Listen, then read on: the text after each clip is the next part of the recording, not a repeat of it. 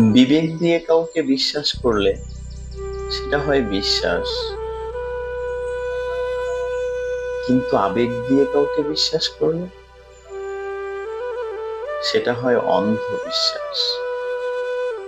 জানো, বিশ্বাস ভেঙে গেলে মানুষের কষ্ট হয়, কিন্তু অন্ধবিশ্বাস অন্ধবিশ্বাস ভেঙে গেলে মানুষ নির্বাক হয়ে যায়। সে কথা বলার ভাষা হারিয়ে ফেলে। সে মেরুদণ্ডহীন প্রাণীর ন্যায় জীবন যাপন করে।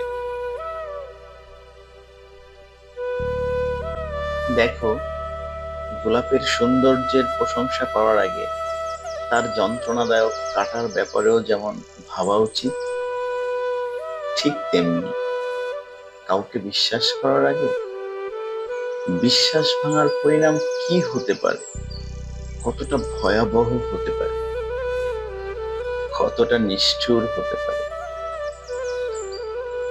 সে ব্যাপারেও আমাদের ভাবা উচিত। কেননা পরে যেন পস্তাতে না হয়।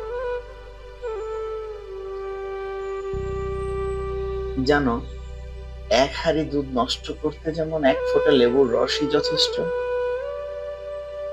ঠিক তেমনি বিশ্বস্ততা নষ্ট করতে হালকা একটা সন্দেহই যথেষ্ট।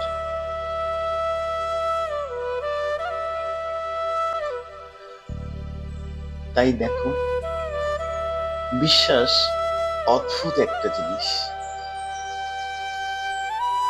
জীবন চলার পথে কাউকে বিশ্বাস না করে মানুষ যেমন পথ চলতে পারে না, আবার তেমনি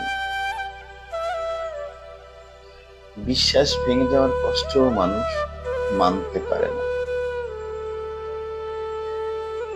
কি অদ্ভুত ব্যাপার!